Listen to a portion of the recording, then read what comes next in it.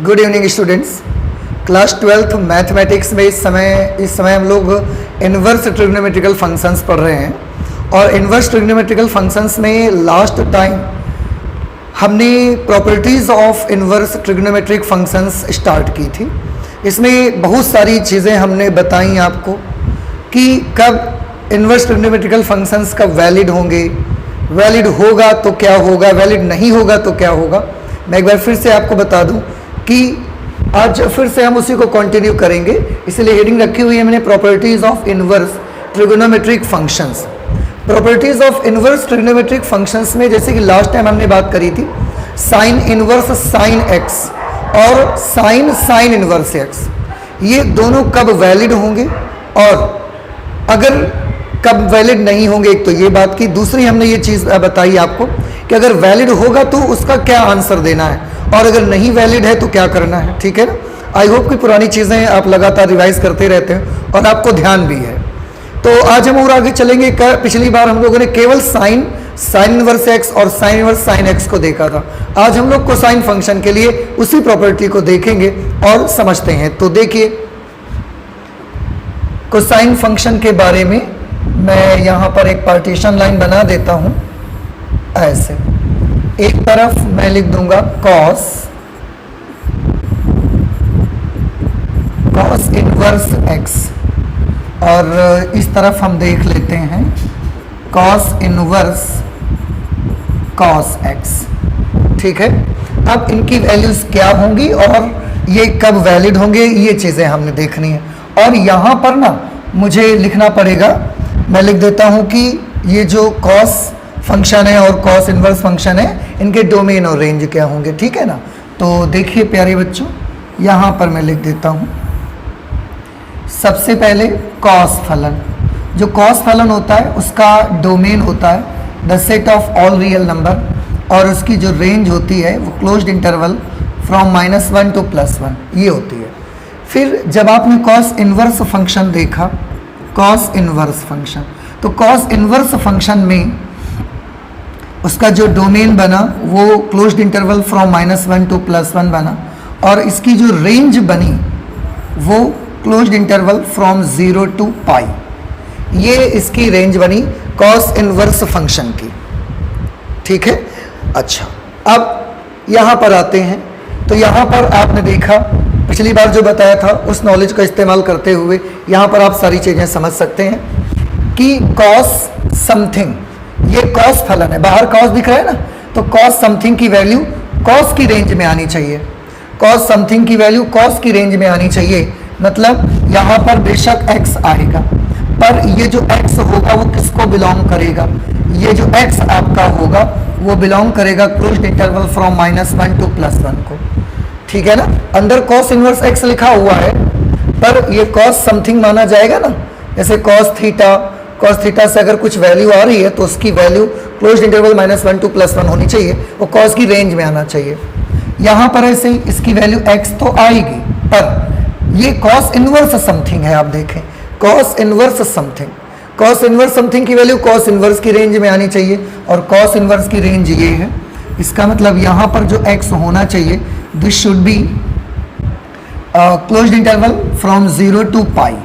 अब आप देखें प्यारे बच्चों, यहाँ पर आप देखो कॉस इनवर्स x, जो x है वहाँ पर x इस रेंज को बिलोंग करता है और कॉस इनवर्स कॉस x में जो x है वो इसको बिलोंग करता है। अभी आप खुद समझ सकते हैं कि यहाँ से जो x मिल रहा है और वहाँ से जो x मिल रहा है both are not equal to each other, दोनों एक दूसरे के बराबर नहीं है। इसलिए मैं यहाँ पर लिख सकता हूँ, क्या लिख सकता हूँ, that cos inverse x is not equal to cos inverse cos x। ठीक, ये एक दूसरे के इक्वल नहीं होते, इसीलिए कहा जाता है। भले दोनों की वैल्यू x आ रही है पर ये दोनों आपस में बराबर नहीं होते, क्योंकि इसकी जो वैल्यू आती है ये इस रेंज में आएगी और इसकी वैल्यू इस रेंज में आएगी। ओके, अब इसके कुछ एग्जाम्पल देखते हैं। जैसे पिछली क्लास में हमने साइन को किया था ना, ऐसे ही इसके कुछ एग्जाम्पल हम यहाँ पर करके आपको दिखाते हैं, आप थोड़ा ध्यान से देखिएगा। जैसे एग्जाम्पल नंबर 1 हमने यहाँ पर लिया कॉस और कॉस इनवर्स। एक चीज और यहाँ पर आप देखें कॉस इनवर्स x आ रहा है, यहाँ पर जो x आएगा कॉस इनवर्स के डोमेन से आना चाहिए। ये जो x होगा ना, ये कॉस इनवर्स के डोमेन का नंबर होगा, कॉस इनवर्स का डोमेन है ये। कॉस इनवर्स का डोमेन -1 से +1 है बेटा। तो अगर बाई चांस यहाँ पर कोई वैल्यू ऐसी आ रही है जो -1 और +1 के बीच की है, सपोज ये वैल्यू मैंने आपको दे दिया 1/2 दे दिया मैंने वैल्यू, ठीक है ना। तो अब आप पहले तो ये पता लगाओ कि ये फंक्शन वैलिड है कि नहीं वैलिड है, और उसके लिए क्या चेक करेंगे, कॉस इनवर्स 1/2। ये यहाँ पर लिखा हुआ नंबर कॉस इनवर्स की डोमेन में आना चाहिए, और कॉस इनवर्स की डोमेन है क्लोज्ड इंटरवल फ्रॉम -1 to +1। अब आप देखें क्या वहां जो 1/2 आ रहा है वो इसके बीच का नंबर है, आंसर है इसके बीच का नंबर है। बेशक अगर बीच का नंबर है तो ये वैलिड है, और अगर वैलिड है तो फिर आप क्या करेंगे, इसकी वैल्यू सीधे क्या दे सकते हैं, इसकी वैल्यू सीधे 1/2 आ जाएगी, कोई प्रॉब्लम नहीं है। और 1/2 आप देखें प्यारे बच्चों कॉस की रेंज में भी है, ठीक है ना। ओके, अगर एग्जाम्पल नंबर 2 देखिए, एग्जाम्पल नंबर 2, अगर प्यारे बच्चों मैं यहां पर लिख दूं कॉस इनवर्स कॉस इनवर्स 1 मैंने लिख दिया। अब थोड़ा देखिए ये वैलिड है कि नहीं वैलिड है, पहले तो ये बताइए। यहां जो नंबर आना चाहिए वो कॉस इनवर्स के डोमेन में होना चाहिए ना, -1 से +1 क्लोज इंटरवल लगा है, 1 ले सकते हैं हम, तो 1 यहां पर है, इसका मतलब है ये वैलिड है सॉरी ये वैलिड है। और अगर ये वैलिड है तो बेशक इसका आंसर बेटा कितना आ जाएगा, 1 आ जाएगा। अब कॉस फंक्शन की रेंज में होना चाहिए इसको, कॉस फंक्शन की रेंज -1 से +1 है, +1 आ रहा है, ठीक है रेंज में है। लेकिन मेरे प्यारे बच्चों अगर यहां पर मैं ये ले लेता हूं कॉस इनवर्स 3 मैंने ले लिया, अब इसकी वैल्यू क्या आएगी। तो थोड़ा सा पहले तो मैं फिर से वही बोलूंगा ना, सबसे पहले the very first you should always check the validity of the question, कि क्वेश्चन वैलिड है कि नहीं वैलिड है, पहले तो यही चेक करो आप। कॉस इनवर्स 3, यहां जो नंबर आना चाहिए वो कॉस इनवर्स के डोमेन से होना चाहिए। कॉस इनवर्स का डोमेन है -1 to +1 क्लोज्ड इंटरवल, यहां पर 3 आ गया which is out of this domain, जो कि इसके डोमेन से बाहर हो गया। अगर डोमेन से बाहर हो गया मेरे प्यारे बच्चों तो ये क्वेश्चन तो इनवैलिड हो गया।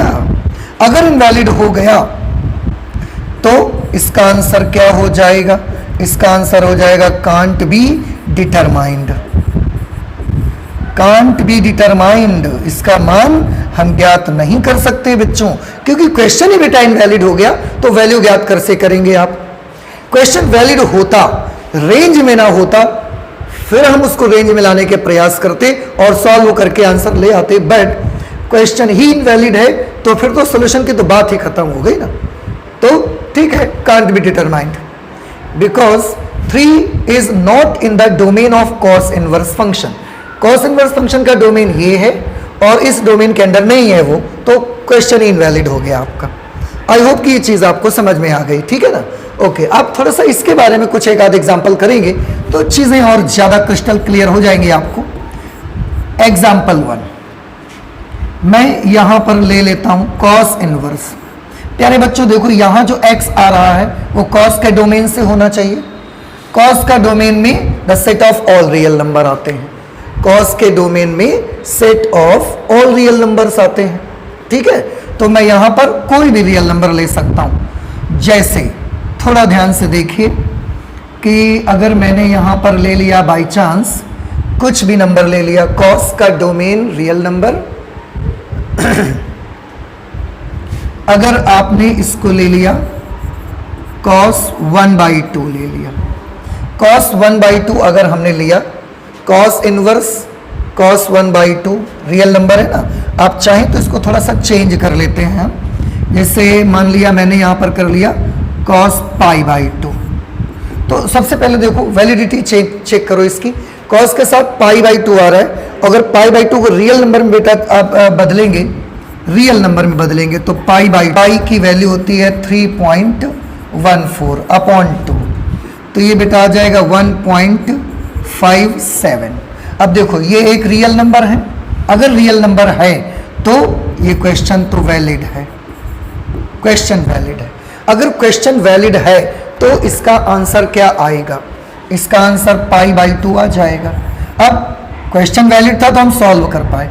पाई बाई 2 आया, क्या वो कॉस इनवर्स की रेंज में है? भाई यहां जो आंसर आएगा ना, देखो यहां जो नंबर आएगा वो कॉस की डोमेन में आना चाहिए, इसकी में जो आंसर आएगा वो कॉस इनवर्स की रेंज में आना चाहिए। कॉस इनवर्स की रेंज बेटा क्या है? 0 से पाई, 0 से 180 तक है, और ये तो 90 डिग्री है ना, तो रेंज में है, तो हमारा आंसर भी सही है, कोई प्रॉब्लम हमको नहीं है। तो वैलिड भी है, आंसर भी आ गया। इसी का एग्जाम्पल नंबर 2 देखो प्यारे बच्चों, इसी का एग्जाम्पल नंबर 2 अगर मैं लगाऊंगा कॉस इनवर्स, मैंने इसको लिख दिया बेटा 2 पाई बाई 3 लिख दिया, जैसे मैंने सोचो थोड़ा सा 2 पाई बाई 3 लिख दिया। तो पहले तो ये देखो कि क्या क्वेश्चन वैलिड है, क्वेश्चन वैलिड है कि नहीं। कॉस के साथ कोई रियल नंबर आना चाहिए, और 2 पाई बाई 3 तो रियल नंबर है ना। कॉस का डोमेन, भाई यहाँ पर जो नंबर आना चाहिए वो कॉस की डोमेन में होना चाहिए कि नहीं होना चाहिए, और कॉस की डोमेन क्या है? Set of all real number, तो ये रियल नंबर है। अगर रियल नंबर है तो क्वेश्चन तो वैलिड, अगर क्वेश्चन वैलिड है तो हमारे हिसाब से आंसर क्या हो जाना चाहिए? कॉस इनवर्स कॉस एक्स है ना, कॉस इनवर्स कॉस एक्स की वैल्यू कितनी आ जानी चाहिए? 2 पाई बाई 3। पर चेक करो कि क्या कॉस इनवर्स की रेंज में ये 2 पाई बाई 3 आता है? कॉस इनवर्स की रेंज है 0 से पाई, 0 से पाई का मतलब है 0 से 180 डिग्री, और ये बेटा कितना है? Pi by 3, pi by 3 60, 62 jar 120, तो 0 से 180 के बीच में होना चाहिए, और ये तो 120 डिग्री है, तो बीच में है, कोई दिक्कत नहीं है। तो इसका मतलब ये भी हमारा आंसर कैसा आ जाएगा? सही आ जाएगा, कोई प्रॉब्लम नहीं है, वैलिड भी है, आंसर भी सही आ रहा है, इससे कोई दिक्कत नहीं। और देखिए एग्जाम्पल करते हैं, एग्जाम्पल 3 जैसे हम ले लेते हैं, कोई और एंगल ले लिया जाए, जैसे कि कुछ भी ले लेते हैं, कॉस इनवर्स, और यहां पर मैंने लिख दिया इसको 7 पाई बाई 6, ऐसे लिख दिया 7 pi by 6, pi by 6 30 degree, 37 या 210, तो ठीक है। अब देखो सबसे पहले तो यहां जो नंबर आना चाहिए वो कॉस की डोमेन में आना चाहिए। कॉस की डोमेन क्या है? The set of all real number है कॉस की डोमेन, ठीक है। तो कॉस की डोमेन में रियल नंबर होना चाहिए, और ये रियल नंबर है, इसलिए क्वेश्चन की वैलिडिटी पे तो कोई शक नहीं है, क्वेश्चन वैलिड है। अगर क्वेश्चन वैलिड है तो हमें आंसर क्या दे देना चाहिए? हम सबको लगता है कि आंसर आ जाना चाहिए 7 पाई बाई 6, पर प्यारे बच्चों इस बार ये आंसर, अगर आप 7 पाई बाई 6 आंसर देते हैं then answer will become wrong, तो आंसर आपका गलत हो जाएगा। अब आप सोच सकते हैं कि पहले तो 2 क्वेश्चन किए, उसमें तो डायरेक्ट ये एंगल उठा के रख देते थे, इसमें ये एंगल उठा के रख रहे हैं, तो आप कह रहे हो आंसर गलत है। हाँ बेटा आंसर गलत है इसका, क्यों? आप थोड़ा देखो ना, ये जो आंसर आना चाहिए प्यारे बच्चों, ये कॉस इनवर्स की रेंज से आना चाहिए कि नहीं आना चाहिए? तो चेक करो ना कॉस इनवर्स की रेंज, कॉस इनवर्स का रेंज क्या है? 0 से 180, 0 से 180 तक के बीच का कोई भी नंबर आ सकता है, कोई भी एंगल आ सकता है, पर ये देखो प्यारे बच्चों कितना है, तो 210 डिग्री, ये तो 180 डिग्री से ऊपर चला गया, पाई से भी ऊपर चला गया ना, तो ये तो आउट ऑफ रेंज हो गया। अगर आउट ऑफ रेंज हो गया then this answer is wrong, फिर तो ये आंसर कंप्लीटली गलत हो गया। अब क्वेश्चन वैलिड है, केवल आंसर रॉन्ग है, यानी कि क्वेश्चन सही है, हम आंसर निकाल नहीं पा रहे हैं। बात तो यही होगी ना सीधे सीधे कि क्वेश्चन वैलिड है, आंसर तो निकाला जा सकता है, but now this time we are not able to find out the answer. इस समय हम नहीं निकाल पा रहे हैं, तो हमको क्या करना चाहिए? ऐसी सिचुएशन पर आपने इस एंगल को ना थोड़ा सा कन्वर्जन कर लेना चाहिए, और कन्वर्जन कर वर के आपको उसको रेंज के अंदर ले आना चाहिए। कैसे करेंगे ये बहुत अच्छे थे, आप जानते हैं, आप कर सकते हैं, थोड़ा सा केवल माइंड का खर्चा लगेगा आपका। आप देखिए कॉस, प्यारे बच्चों क्या हम इसको पाई प्लस पाई बाई 6 नहीं लिख सकते? देखो लिख सकते हैं कि नहीं लिख सकते? अब पहले ये लिखो कॉस इनवर्स। अब बेटा कॉस 180 प्लस थीटा, 180 में रेशियो तो बदलता नहीं है, 180 में अगर रेशियो नहीं बदलता है तो हम क्या लिख देंगे? इसको लिख सकते हैं कॉस पाई बाई 6, और पाई प्लस पाई बाई 6 ये तीसरे क्वाड्रेंट में है। तीसरे क्वाड्रेंट में कॉस कैसा होता है? नेगेटिव, तो ये हमने आगे माइनस लगा दिया। आई होप कि ये चीज़ अब आपको समझ में आ गई, ठीक है ना। इसके ये जब अंदर माइनस आ गया प्यारे बच्चों, तो इसको ना मुझे थोड़ा सा बदलाव यहाँ पर अब करना पड़ेगा। क्या बदलाव करना पड़ेगा? इसके लिए प्यारे बच्चों कुछ फॉर्मूले हैं, हालांकि अभी वो आए नहीं थे क्योंकि वो अगली एक्सरसाइज में उनका जिक्र होना था, इसलिए अभी बताया नहीं गया था। लेकिन क्योंकि अब यही जरूरत पड़ रही है तो हम पहले बता देते हैं, डिटेल में इनको स्टडी करेंगे जब अगली एक्सरसाइज करेंगे, पर अभी के लिए मैं वो फॉर्मूले आपको बता देता हूँ, ठीक है। देखिए वो फॉर्मूलों में ऐसा है कुछ कि अगर साइन इनवर्स माइनस एक्स है, कॉस इनवर्स माइनस एक्स है, tan इनवर्स माइनस एक्स होगा, cot inverse minus x, sec inverse minus x, और इसके बाद cosec इनवर्स माइनस एक्स। अगर कभी ऐसा आता है तो आप क्या करेंगे? मैंने बोला कि अभी के लिए मैं बता देता हूं आपको, बाकी डिटेल में इसको जब अगले एक्सरसाइज करेंगे ना तब करेंगे इसको, क्योंकि यहाँ का ये हिस्सा नहीं है पर जरूरत पड़ रही है तो मैं बताता हूँ आपको। साइन इनवर्स माइनस एक्स की वैल्यू आती है minus sine inverse x. tan inverse minus x की वैल्यू प्यारे बच्चों आती है minus tan inverse x. cosec inverse minus x की वैल्यू आती है minus cosec inverse x. cos inverse minus x की वैल्यू आती है pi minus cos inverse x. cot inverse minus x की वैल्यू आती है pi minus cot inverse x, और sec इनवर्स माइनस एक्स की वैल्यू आती है pi minus sec inverse minus x. तो इसकी भी बहुत जरूरत पड़ेगी आपको, लेकिन मैं जैसे कि मैंने बताया इनको अभी फिर दोबारा एक बार करेंगे, डिटेल में करेंगे जब हम नेक्स्ट एक्सरसाइज की ओर चलेंगे, क्योंकि अभी मुझे जरूरत पड़ गई है तो अभी के लिए मैं लिख ही दे रहा हूं इनको, और अभी यूज कर लेंगे, डिटेलिंग करेंगे इनकी अगली क्लास में। तो देखिए अब आपने क्या देखा यहाँ पर कि जो cos इनवर्स माइनस एक्स होता है उसको क्या लिख सकते हैं? Pi minus cos inverse x, ठीक है। अब ध्यान से देखो बेटा, cos inverse minus x type का है ना ये, अगर ये cos inverse minus x type का है तो क्या करेंगे? पाई माइनस cos इनवर्स और x की जगह पर cos पाई बाई 6, ठीक है ना।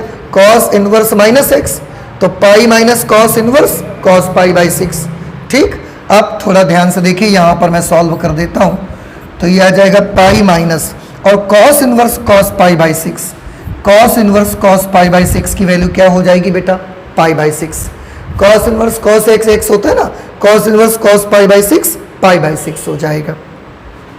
और वैसे भी देखो cos inverse cos pi by 6 है ना, यहाँ पर इसकी वैल्यू पाई बाई 6 आ रही, तो वो cos इनवर्स के रेंज में भी है। cos इनवर्स फलन का रेंज तो 0 से 180 डिग्री तक होता है ना, तो ये तो 30 डिग्री है, ठीक।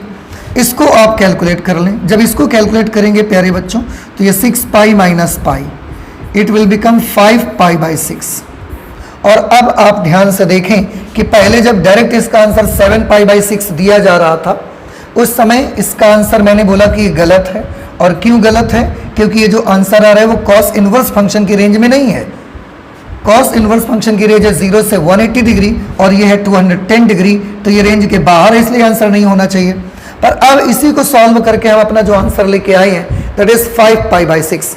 अब देखना ये है कि क्या ये रेंज के अंदर है? ये रेंज के अंदर है प्यारे बच्चों। कैसे रेंज के अंदर है? पाई बाई 6 क्या हुआ? पाई बाई 6 हो गया 30 को 5 से मल्टीप्लाई किया कितना आ गया? 150, और 150 तो 0 और 180 की रेंज में है, ठीक है ना। इस तरीके से इसी क्वेश्चन का ये आंसर दे देते तो गलत था, इसी क्वेश्चन को सॉल्व करके हम यहां तक ले आए तो अब ये आंसर प्यारे बच्चों कैसा हो गया? ये आंसर हमारा सही हो गया, ठीक है ना। तो ये बहुत ध्यान रखना है कि अगर क्वेश्चन वैलिड है और आंसर रेंज में नहीं आ रहा है इनवर्स फंक्शन की, तो आप उसके आंसर को इनवर्स फंक्शन की रेंज में ला सकते हैं। थोड़े से चेंजेस आपको करने पड़ेंगे और वो बड़ी आसानी से रेंज में आ जाएगा। आई होप कि ये चीज़ आपको समझ में आ गई, ठीक है। आप चाहें तो इसका एक एग्जांपल और मैं आपको दिखाता हूँ। आप देखिए यहाँ पर देख लेते हैं। जैसे मैंने एक फंक्शन ले लिया cos इनवर्स cos, देखिए कॉस इनवर्स कॉस 5 मैंने लिख दिया। अब क्या हम डायरेक्ट इसको 5 लिख दें? तो प्यारे बच्चों अगर डायरेक्ट हम इसको 5 लिखते हैं, देखो पहले ध्यान से देखो कि ये वैलिड है कि नहीं वैलिड है, पहले हमको ये चेक कर लेना चाहिए। कॉस, यहाँ जो नंबर आना चाहिए वो कॉस के डोमेन से आना चाहिए। कॉस का डोमेन रियल नंबर का सेट है और 5 एक रियल नंबर है, इसलिए ये क्वेश्चन वैलिड है। अगर वैलिड है तो क्या 5 आंसर देना स्वीटेबल रहेगा? तो आंसर है दे दो, पर चेक कर लो कि क्या ये जो आंसर है वो कॉस इनवर्स की रेंज में आता है। कॉस इनवर्स का रेंज क्या है, अभी मैंने लिखा था। कॉस इनवर्स का रेंज 0 से पाई है। 0 से पाई है मतलब 0 से 3.14 है, 3.14, लेकिन ये तो 3.14 से ज़्यादा है। एक चीज़ और थोड़ा सा आप यहाँ पर देखिए, अगर मैंने यहाँ लिखा होता कॉस इनवर्स कॉस 3 लिखा होता, अगर हमने कॉस इनवर्स कॉस 3, ये नंबर कॉस की डोमेन में आना चाहिए और कॉस की डोमेन रियल नंबर का सेट है, इसलिए ये वैलिड है। क्यों? क्योंकि कॉस की डोमेन रियल नंबर होती है और डोमेन 3 जो है तो रियल नंबर है, तो इसलिए ये क्वेश्चन तो वैलिड है। क्या इसका आंसर 3 देना उचित रहेगा? 3 दे दिया हमने, पर चेक कर लीजिए कि क्या ये कॉस इनवर्स की रेंज में आता है। देखो ध्यान से, कॉस इनवर्स फंक्शन की रेंज क्या है? 0 से पाई। 0 से पाई कॉस इनवर्स फंक्शन की रेंज है। कॉस इनवर्स फंक्शन की डोमेन है -1 to +1 और उसकी रेंज है 0 to पाई 0 to 3.14। अब ये बताइए, आंसर तो 3 हमने दे दिया, क्या ये कॉस इनवर्स की रेंज में है? तो कॉस इनवर्स की रेंज है 0 से लेकर 3.14 तक, 3.14 तक, और ये नंबर तो 3 है ना, तो ये तो इसकी रेंज में आ गया, इसलिए ये इसका आंसर करेक्ट है। कोई प्रॉब्लम ही नहीं है प्यारे बच्चों, ये डोमेन भी सही है तो क्वेश्चन वैलिड है।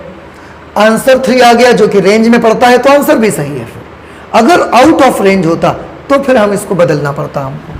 जैसे अब इसका मैं अगला एग्जांपल आपको दिखाता हूँ। जैसे यहाँ पर मैंने लिखा कॉस इनवर्स और कॉस 5 मैंने लिख दिया, कॉस इनवर्स कॉस 5 मैंने लिख दिया, ठीक। अब देखो ये एक रियल नंबर है तो क्वेश्चन तो वैलिड है, प्रॉब्लम तो कोई है नहीं।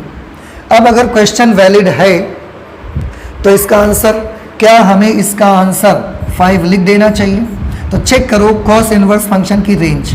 कॉस इनवर्स फंक्शन की रेंज ये है 0 से 3.14 तक, लेकिन ये तो 5 है, ये तो इस रेंज से बाहर चला गया, तो फिर ये आंसर गलत है, ये नहीं देना चाहिए आंसर हमको। तो क्या करना चाहिए? क्या हम डिटरमाइन कर सकते हैं कि नहीं कर सकते? तो आंसर इज यस, हम डिटरमाइन तो कर सकते हैं। क्यों? क्योंकि क्वेश्चन वैलिड है। अगर क्वेश्चन वैलिड है तो डिटरमाइन तो हम कर सकते हैं, तो करिए डिटरमाइन। फिर तो हम इसको ऐसे लिखेंगे, इसमें कुछ बदलाव करना चाहेंगे, इसमें कुछ बदलाव करना चाहेंगे। तो जैसे मैं इसको दिखाता हूँ आपको चतुर्थांश के हिसाब से, ये 0 है, यहाँ π/2 आता है यानी कि 1.57, यहाँ पाई आता है 3.14, यहाँ पर 3π/2 आता है, 3 सत्ते 21, 15 तियाँ 45 और 2 47, 4.7, 3 सत्ते 21, 3 पंचे 15, 2 17, 3 एकम 3 1 4, और यहाँ पर 2π आता है 3.14, 2π आता है यानी कि 6.28। अब देखो प्यारे बच्चों ये 5 है तो 5 तो यहाँ कहीं पड़ेगा, ये यहाँ पर 5 आ गया, ये पूरा क्या आ गया 5, ठीक है। अब ये चौथे चतुर्थांश में है। चौथे चतुर्थांश के एंगल को आप कैसे लिख सकते हैं? क्या हम इसको ऐसा नहीं लिख सकते? cos 2π - 5, आप चेक कर लो, इसको ऐसा लिखा जा सकता है कि नहीं लिखा जा सकता? 2π में रेशियो तो बदलेगा नहीं, अगर रेशियो नहीं बदलेगा तो cos 5 हो जाएगा। 2π से कम है, चौथे चतुर्थांश में है, चौथे चतुर्थांश में cos पॉजिटिव भी रहता है तो पॉजिटिव भी बना रहेगा, कोई प्रॉब्लम नहीं है, हम इसको ऐसा लिख सकते हैं, ओके। अब cos इनवर्स cos 2π/4, 2π - 5, तो फिर बेटा इसका आंसर आ जाएगा 2π - 5। थोड़ा सा इसकी वैल्यू लिख देंगे अगर 2π के, तो 6.28 - 5, 6.28 में 5 चले जाएंगे तो 1.28 आ गया। इसका आंसर आया 1.28। देखो पहले 5 आ रहा था तो मैंने बोला था कि ये नहीं हो सकता, ये गलत है। क्यों?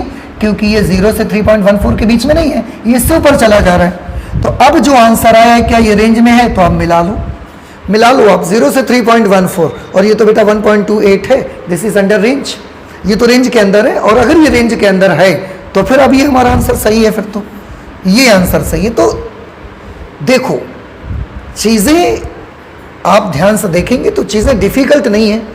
हाँ थोड़ा सा माइंड तो आपको ज़्यादा लगाना पड़ेगा, लेकिन अगर एक बार आप ये चीज़ें समझ लेते हैं ना अच्छे से, अगर एक बार ये चीज़ें आप अच्छे से समझ लेते हैं तो यकीन मानिएगा इनवर्स फंक्शन में क्लास 12th से लेकर के और कॉम्पिटिटिव लेवल तक आपको कोई पीछे नहीं कर सकता, आपको कोई फेल नहीं कर सकता। और ये बड़ी इंटरनल चीज़ें हैं, ऐसी चीज़ें बुक्स में भी जल्दी नहीं लिखी होती हैं। इसलिए प्लीज़ मैं तो चाहता हूँ कि आप गहराई से समझने की कोशिश करिए, देखने का प्रयास करिए इसको, और देखिए कि कैसे करना होता है, कब क्वेश्चन वैलिड है, कब इनवैलिड है। इनवैलिड है तो हम डिटरमाइन नहीं कर सकते, लेकिन अगर वैलिड है तो उसके अंदर जो फंक्शन लिखा होगा उसके डोमेन में कुछ बहुत बदलाव करके हम उसकी वैलिडिटी बनाएंगे और उसके बाद उसका आंसर निकाल के दिखाएंगे। ओके, सो आप को आई होप कि ये चीज़ आपको समझ में आई होगी। आप भी प्रैक्टिस करेंगे तो आपकी भी पता चलेगा ये। ओके, ये हो गया कॉस इनवर्स। अभी हम चलते हैं नेक्स्ट फंक्शन tan को लेने के लिए, ठीक है। तो चलिए देखते हैं नेक्स्ट।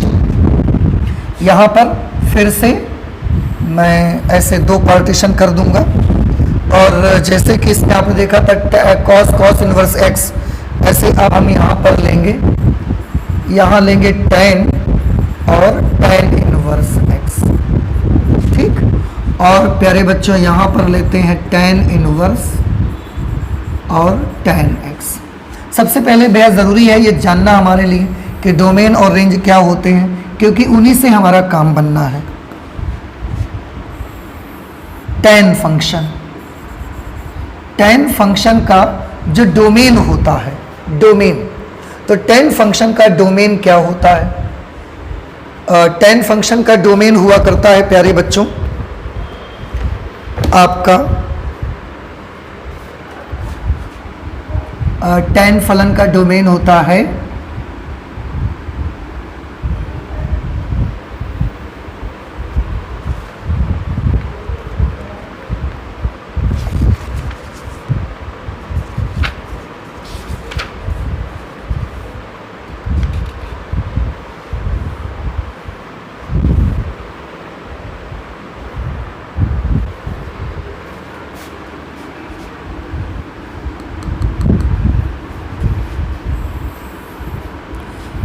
tan फंक्शन का प्यारे बच्चों डोमेन होता है आपका the set of all real number minus x is such that x belongs to 2n+1।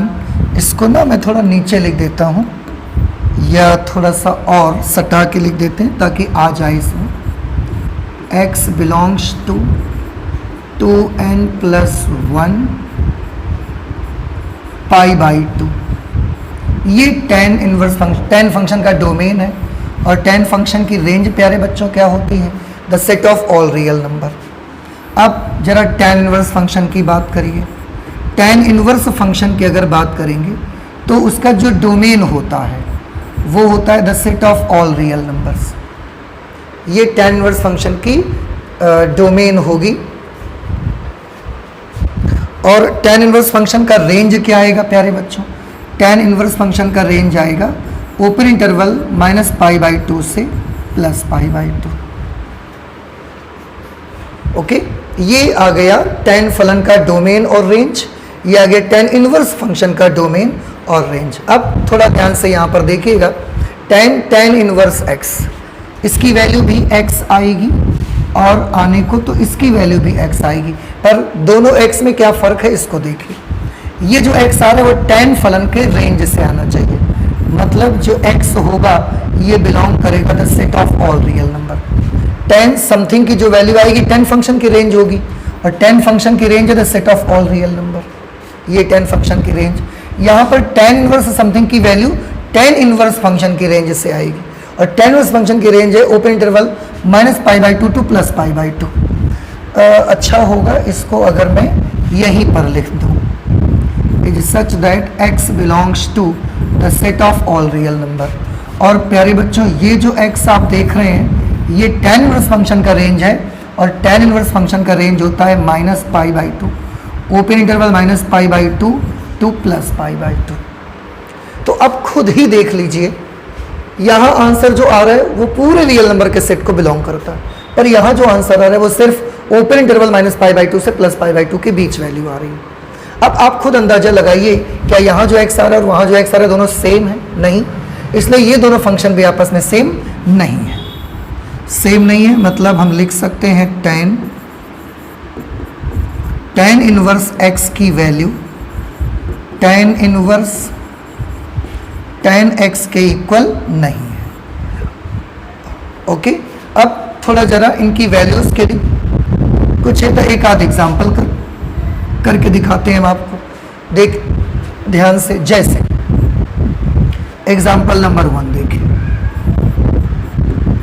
Example 1 यहाँ पर मैंने लिया tan इनवर्स। अब अगर मैंने यहाँ पर कुछ भी ले लिया बाई चांस, मैंने ले लिया 2 ले लिया मैंने।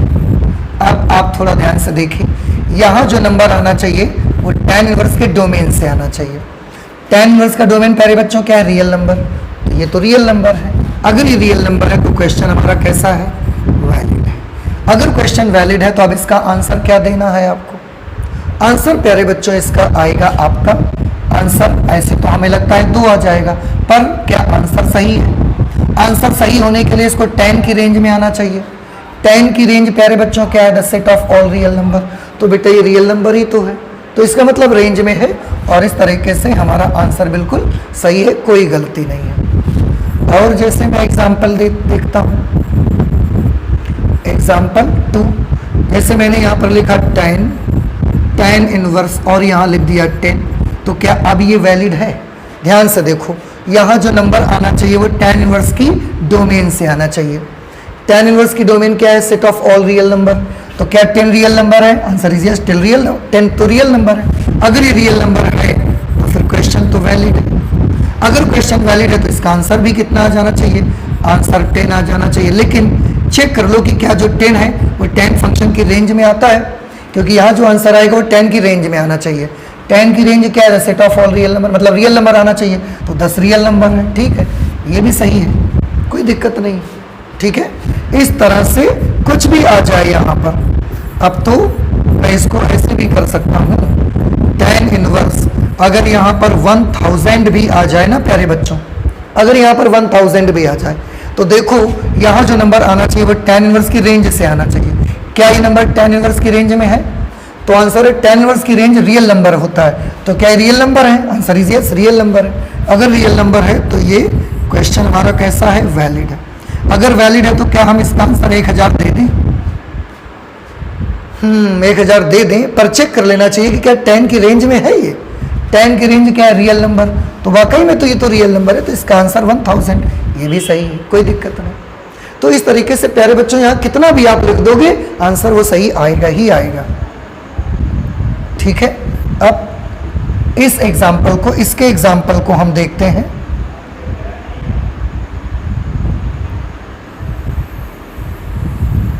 ठीक, इसको ले लेते हैं जरा। अब इसके कुछ एक आध एग्जाम्पल देख लेते हैं।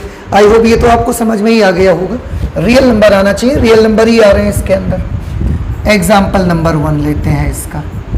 एग्जाम्पल नंबर 1, tan इनवर्स, यहाँ पर हमने लिख दिया 10, और क्या हम यहाँ पर हमें जैसे 2 हमने उसमें लिखा था, तो क्या यहाँ पर हम 2 लिख सकते हैं? यहाँ पर हम 2 लिख सकते हैं? नहीं लिख सकते। आप देखो, सबसे पहले देखो क्वेश्चन वैलिड है कि नहीं वैलिड है। यहाँ जो नंबर आना चाहिए वो tan की डोमेन से आना चाहिए। tan की डोमेन में क्या है? tan की डोमेन में है r माइनस, ये π/2 का विषम गुणज नहीं आना चाहिए, उसको π/2 का विषम गुणज नहीं आना चाहिए। इसको मैं और थोड़ा सा ऐसे लेके आपको दिखाता हूँ। जैसे यहाँ पर मैंने ले लिया π/6, पहले ले लिया। अगर मैंने π/6 ले लिया प्यारे बच्चों, तो इसकी वैल्यू क्या आएगी? पहले तो देखो वैलिड है कि नहीं। tan के साथ यहाँ पर जो आएगा वो tan की डोमेन आनी चाहिए। tan की डोमेन रियल नंबर का सेट है और π/2 का विषम गुणज नहीं होना चाहिए, जैसे π/2, 3π/2। देखो मैं बताता हूँ π/2 की वैल्यू कितनी होती है 1 पॉइंट। देखो पहले मैं एंगल में लिखता हूँ, देखिए क्या नहीं आना चाहिए, π/2, 3π/2, 5π/2, 7π/2, 9π/2। ये तो रही रेडियन की बात। इसी के अगर हम आपको रियल वैल्यू में कन्वर्जन करके दिखाएं तो π/2 होता है 1.57, पाई 3.14 होता है ना, π/2 1.57। 3π/2 कितना होगा, 3 सत्ते 21, हासिल लगे 2, 3 पंचे 15, 2 17, हासिल लगा 1, 3 एक कम 3 एक 4, तो ये नहीं आना चाहिए। 5π/2, π/2 का 5 टाइम्स, π/2 का 5 गुना कर लो, 5 सत्ते 35, हासिल लगे 3, 5 25 और 3 28, हासिल लगे 2, 5 एकम 5 2 7, तो 7.85 नहीं आना चाहिए। π/2 का 7 गुना करिए, 7 सत्ते 49, हासिल लगे 4, 7 पंचे 35 और 4 39, 35 और 4 39, हासिल लगे 3, 7 एकम 7 3 10, 10.99 नहीं होना चाहिए। अगर रेडियन में आ रहे हैं तो ये नहीं आने चाहिए, अगर रियल वैल्यूज में आ रहे हैं तो ये नहीं आने चाहिए, ठीक है ना। ओके, अब 10 π/6, π/6 एक रियल वैल्यू है, अगर रियल वैल्यू में कन्वर्ट करने जाओगे तो ठीक है, ये रियल नंबर है और इसकी वैल्यू इसमें से किसी के इक्वल नहीं होती है, तो फिर क्वेश्चन तो वैलिड है। तो फिर इसका आंसर क्या हम π/6 लिख दें।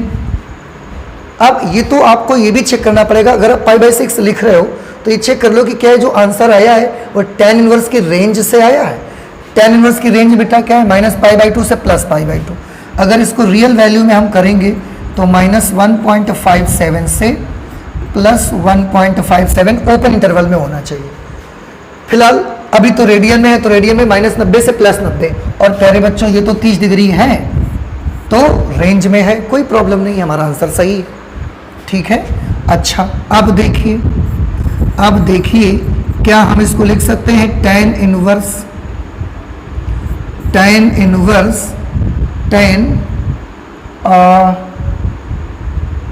π/2 अगर मैंने लिख दिया तो इसमें फिर क्या आंसर आएगा। सबसे पहले क्वेश्चन की वैलिडिटी चेक करो, वैलिड है कि नहीं वैलिड है। यहाँ जो नंबर आना चाहिए वो tan की डोमेन से आना चाहिए। tan की डोमेन में सारे रियल नंबर आ सकते हैं, कल π/2 का विषम गुणज नहीं आएगा। और मेरे भाई मैंने तो π/2 का विषम गुणज ही लिख दिया, तो ये क्वेश्चन ही कैसा हो गया, क्वेश्चन ही इनवैलिड हो गया। आप तो फिर से देखो, यहाँ जो नंबर आना चाहिए वो tan की डोमेन आनी चाहिए। tan की डोमेन में सारे रियल नंबर एक्सेप्टेबल हैं सिवाय π/2 के विषम गुणज के। तो π/2 का अगर विषम गुणज आएगा तो वो नहीं ले सकते, बाकी कुछ भी रियल नंबर आ जाए वो ले सकते हैं। तो प्यारे बच्चों ये π/2 का विषम गुणज ही तो आ गया 1π/2। अगर 1π/2 आ गया तो tan तो इस डोमेन की इस वैल्यू के लिए डिफाइन ही नहीं है, इसलिए क्वेश्चन कैसा हो गया, इनवैलिड। अगर इनवैलिड हो गया तो हम कह सकते हैं can't be determined, can't be determine नहीं किया जा सकता। आई होप कि ये चीज़ भी आपको समझ में आ गई होगी। मैं हर तरीके के ऑड्स एंड इवेंट्स आपको दिखाई दे रहा हूँ, जैसा आपको अच्छा लगे उस तरीके से आप इसको समझ लीजिएगा। तो ये हो गया। इसके बाद प्यारे बच्चों क्या हम ये लिख सकते हैं tan इनवर्स tan 3। देखो, या आप इसको 5 कर लो भाई, इससे देख लीजिए। अब सबसे पहले तो देखने वाली बात ये है कि क्या ये क्वेश्चन वैलिड है कि नहीं वैलिड है। tan के साथ जो नंबर आना चाहिए वो tan की डोमेन से आना चाहिए, यानी कि 5। अब देखो tan की डोमेन क्या है, रियल नंबर का सेट है, और यहाँ भी मैंने लिख रखा है कि 1.57, 4.71, 7.85, 10.99 ये नंबर नहीं आने चाहिए, और ये तो 5 है, ये तो आ सकता है, कोई दिक्कत नहीं है। तो फिर ये क्वेश्चन कैसा है हमारा, वैलिड। अगर वैलिड है तो इसका आंसर क्या 5 लिख दिया जाए, क्या हमें इसका आंसर 5 लिख देना चाहिए। तो ये तो चेक यहाँ से करो कि अगर ये tan इनवर्स की रेंज में आता है तो सही है। tan इनवर्स की रेंज क्या है, -1.57 से +1.57 तक। ओहो, तो ये 5 जो आ रहा है ये तो रेंज से बाहर हो गया, इसलिए ये आंसर गलत है। This is wrong answer. सारी चीजें चेक करनी है। एक चीज चेक करने से आपका काम नहीं बनेगा, हर एक चीज को चेक करना बनता है आपका। अगर वैलिड है और आंसर केवल रॉन्ग हो रहा है तो इसका मतलब हम बना सकते हैं। कैसे बनाएंगे देखो, tan इनवर्स tan 5 को हमें क्या लिख देना चाहिए, मैं यहां पर आपको दिखाता हूं, ऐसा कई बार कर चुके हैं। ये 0, ये 1.57, अगर रियल नंबर की बात करें यहाँ पर 3.14, यहाँ पर 3π/2 है, 3 सत्ते 21, 3 पंचे 15, 2 17, 3 एक कम 3 एक 4, 4.71 और ये 6.28। हमारे यहाँ पर 5 है, 5 4.71 और 6.28 के बीच में यहाँ कहीं पड़ेगा, ये 5 है, इस एंगल को रिप्रेजेंट करता है ये। तो क्या प्यारे बच्चों हम इसको, ये एंगल कितना बचेगा, ये एंगल कितना बचेगा, ये एंगल अगर ये 6.28 है और ये पूरा 5 है तो प्यारे बच्चों ये बच गया आपका 1.28 बच गया। और क्योंकि आप क्लॉकवाइज डायरेक्शन पे नाप रहे हो तो ये माइनस के साथ ले लिया जाएगा। तो आप ध्यान से देखो, अगर 5 बोलते हैं तो भी हम यहाँ पहुँचते हैं, अगर -1.28 बोलते हैं तो भी तो हम यहीं पहुँचते हैं। तो हम 5 को क्या लिख सकते हैं, -1.28, तो tan लिखा और इसकी जगह लिख दिया मैंने -1.28। आई होप कि ये चीज़ समझ में आ गई होगी। आप 5 लिखोगे तो भी आप वहीं जा रहे हो, आप -1.28 लिख रहे हो तो बच्चों तो भी तो वहीं जा रहे हैं आप, ठीक है ना। तो tan इनवर्स tan और 5 की जगह -1.28। अब tan इनवर्स tan x की वैल्यू क्या, अब हम इसको -1.28 लिख दें तो हम नहीं कह सकते। आप चेक कर लो कि क्या tan इनवर्स की रेंज में ये नंबर है। tan इनवर्स की रेंज है -1.57 से +1.57, तो ये तो -1.28 है, वो तो रेंज के अंदर है। अगर रेंज के अंदर है तो ये इसका आंसर फिर सही हो गया, ठीक है। तो इतना सब बताने के बाद मैं प्यारे बच्चों आपसे यही कहना चाहूंगा कि जब भी आप इस तरीके का कोई क्वेश्चन करें, कैसा भी क्वेश्चन आ जाए, इजी से इजी आ जाए, डिफिकल्ट से डिफिकल्ट क्वेश्चन आ जाए, लेकिन हर बार जितनी बातें मैंने आपको बताई हैं उतनी बातें हर बार आपको चेक करना चाहिए। एक एक बात आपको चेक करना चाहिए, क्वेश्चन वैलिड है कि नहीं वैलिड है, कहीं इनवैलिड तो नहीं है। इनवैलिड है तो फिर डिटरमाइन नहीं कर सकते, लेकिन अगर वैलिड है और आंसर रेंज में नहीं आ रहा है तो फिर हमें उसको बनाना चाहिए रेंज के अंदर और फिर हम आंसर निकाल सकते हैं। एंगल भी लेके मैंने दिखाए हैं आपको और इस तरीके की कोई रियल वैल्यू भी लेके मैंने दिखाई है कि कैसे करा जा सकता है। अभी भी कॉट फंक्शन, सेक फंक्शन, कॉसेक फंक्शन हमारे बाकी हैं। ये फंक्शन के बारे में अब हम लोग स्टडी करेंगे नेक्स्ट क्लास में। आई होप कि ये चीज़ आपको समझ में आ रही होगी। अगर कहीं इसको समझने में कोई प्रॉब्लम होती है, कोई डाउट होता है तो प्लीज़ कमेंट करके आप मुझे ज़रूर बता सकते हैं, ठीक है।